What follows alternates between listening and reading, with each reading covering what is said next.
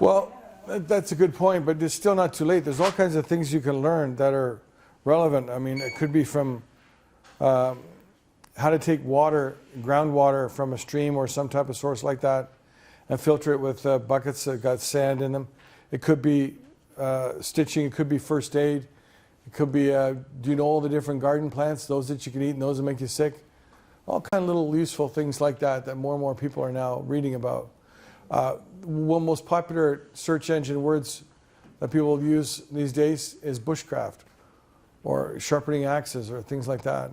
But I still think that a person as an individual needs to have both a balance of things on this side. It can't be just 100% neuroscience or 100% electrical engineering. It's great if you can also know how to do some woodworking or